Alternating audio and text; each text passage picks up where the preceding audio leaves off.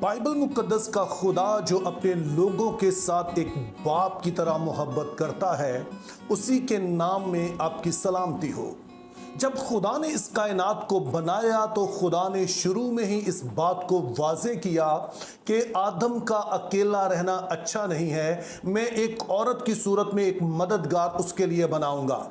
تو یوں خدا نے شروع سے ہی اس بات کو ٹھہرا دیا کہ اس کائنات کو اگر ٹھیک طرح سے چلنا ہے تو مرد اور عورت دونوں کی اس میں ضرورت ہوگی۔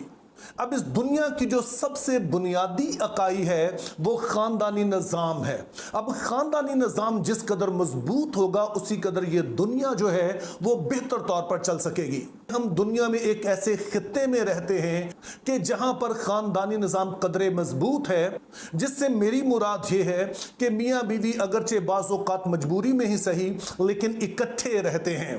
اور پھر ہمارے اس نظام میں چونکہ میاں بیوی اکٹھے ہی بچوں کو پالتے ہیں تو کئی دفعہ ہم ڈفرینشیٹ نہیں کر پاتے ہیں کہ ماں کا کس قدر اہم کردار ہے اور باپ کا کس قدر اہم کردار ہے۔ لیکن دنیا کے بعض خطے ایسے ہیں جس میں پچھلی کچھ دہائیوں میں خاندانی نظام قدرے کمزور پڑا ہے، انہی میں امریکہ بھی شامل ہے۔ اور امریکہ کے بارے میں جو جدید تحقیق آئی ہے اس کے مطابق بہت سارے لوگ تو ایسے ہیں جو شادی کرتے ہی نہیں ہیں،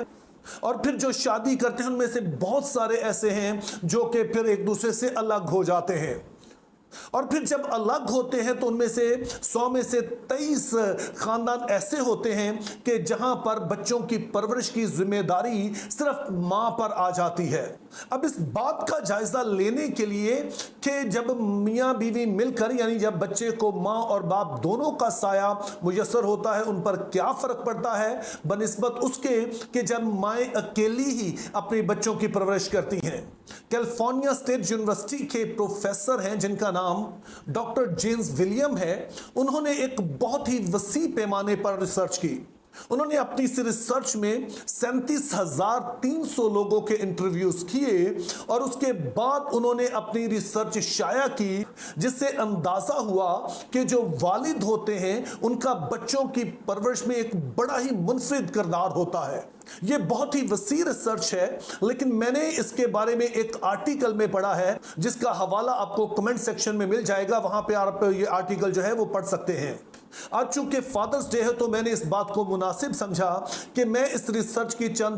چیدہ باتیں جو ہیں وہ آپ کے ساتھ شیئر کروں، تاکہ ایک طرف تو آپ اپنے والد کے لیے خدا کے شکر گزار ہو سکیں کہ انہوں نے آپ کی پرورش میں جو کردار ادا کیا ہے جس سے شاید آپ خود بھی واقف نہ ہوں، اور اگر آپ ایک والد ہیں تو آپ خود بھی اس بارے میں کانشیس ہو سکیں کہ آپ کا اپنے بچے کی پرورش میں کردار کتنا اہم ہے۔ اب ڈاکٹر جیمز نے جو پہلی چیز اپنی اس ریسرچ کے وسیلہ سے دریافت کی وہ یہ تھی کہ مائیں جو ہیں وہ عام طور پر بچوں کی بنیادی ضروریات کا خیال رکھتی ہیں، جیسے کہ بچوں کے کھانے پینے کی انہیں فکر ہوتی ہے، بچوں کی صحت کی فکر ہوتی ہے، ساتھ ہی ان کی نفسیاتی ضروریات جیسے کہ اپنائیت کا احساس، محبت اور اس طرح کی چیزیں جو ہیں وہ بچے کو ماں کی طرف سے ملتی ہے۔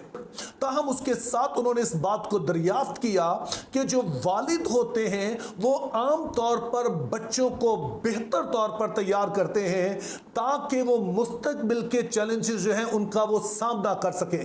اس کا ایک سبب غالباً یہ ہے کہ خواتین جو ہوتی ہیں چاہے وہ کسی بھی معاشرے میں ہوں، انہیں کئی طرح کے خطرات چونکہ پیش ہوتے ہیں تو عام طور پر انہوں نے اپنے آپ کو خود بھی سنبھالنا ہوتا ہے تو قدرے وہ پروٹیکٹیو ہو جاتی ہیں۔ اس کے برعکس مرد کسی بھی معاشرے میں ہوں تو عام طور پر ان کو خواتین سے زیادہ آزادی ہوتی ہے، باہر کے بارے میں انہیں زیادہ آنا جانا ہوتا ہے، اس لیے وہ بچوں کو بھی قدرے زیادہ آزادی دیتے ہیں تاکہ بچے جو ہیں وہ باہر نکلیں اور اس طرح سے ان کو اچھے برے کا وہ بتا سکیں، بہتر طور پر انہیں ان چیزوں کے لیے تیار کر سکیں۔ تو یہاں پر مائیں جو ہیں وہ بچوں کی بنیادی ضروریات کو بڑی ہی بخوبی طریقے سے پورا کرتی ہیں، تو والد جو ہیں وہ بچوں کو مستقبل کے لیے ان چیلنجز کے لیے جو باہر ہوتے ہیں ان کا مقابلہ کرنے کے لیے بہتر طور پر تیار کرتے ہیں۔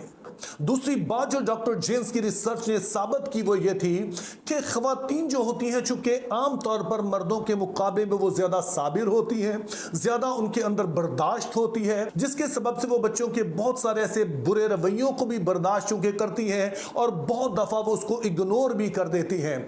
اس کے مقابلے میں ڈاکٹر جینز کی ریسرچ ثابت کرتی ہے کہ جو والد ہوتے ہیں وہ بچوں کے بارے میں زیادہ بہتر اندازہ لگا لیتے ہیں کہ ان کا جو رویہ ہے وہ کس طرح سے بگڑ رہا ہے۔ اب ظاہر ہے اس کا نتیجہ پھر یہ ہوتا ہے کہ ماں کے مقابلے میں جو والد ہوتے ہیں وہ بچوں کو شروع سے ہی ڈسپلن کرنا چاہتے ہیں، چونکہ جو چھوٹی موٹی باتیں مائیں عام طور پر اگنور کر رہی ہوتی ہیں،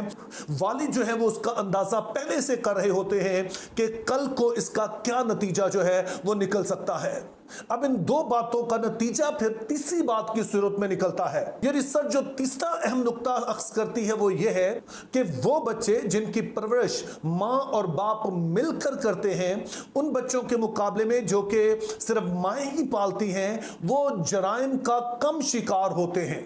اب ہمارے یہاں پر ایک علیحدہ ماحول ہے، لیکن یہ بات جو ابھی ہم کر رہے ہیں یہ امریکہ کی بات ہم کر رہے ہیں، چونکہ وہاں پر جب بچے ٹین ایج میں پہنچتے ہیں تو وہ کئی طرح کے ایسے باغیانہ رویوں کا شکار ہوتے ہیں، جس کے نتیجے میں وہ کئی دفعہ چھوٹے موٹے جرائم میں پڑ جاتے ہیں، یا پھر ایسی ادویات استعمال شروع کر دیتے ہیں جن کا استعمال جو ہے ان ملکوں میں ممنوع ہے، جن کے سبب سے پھر کئی دفعہ پولیس بھی انہیں گرفتار کر لیتی ہے۔ لیکن دیکھنے میں یہ آیا کہ وہ بچے جن کو ماں کے ساتھ باپ کا سایہ بھی میسر تھا، وہ ایسی باتوں سے کافی حد تک جو ہے وہ محفوظ رہے، اور اس کا سبب اگین وہی ہے جو ہم اوپر پڑھ چکے ہیں کہ والد جو ہوتے ہیں وہ عام طور پر بڑے دیانتدارانہ انداز میں بچوں کا جو رویہ ہوتا ہے، بچوں کو جو چال چلن ہوتا ہے اس کو آبزرو کر لیتے ہیں، وہ باتیں جن کو مائیں اپنی محبت کی وجہ سے بہت دفعہ اگنور کر دیتی ہیں، اور چونکہ والد ان باتوں کو جلد پرکھ بھی لیتے ہیں اور وہ دیانتداری سے اس بات کا جائزہ لیتے ہیں، تو اسی لیے پھر ان کی روک ٹوک کے لیے وہ جلد ہی کوئی انتظام بھی کر لیتے ہیں۔ اور پھر چوتھی بات جو اس ریسرچ نے ثابت کی وہ یہ تھی کہ وہ بچے جن کو ماں اور باپ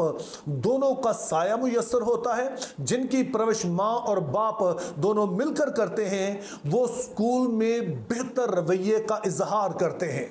اور نہ صرف یہی بلکہ یہ بھی دیکھنے میں آیا کہ ایسے بچوں کے گریڈ بھی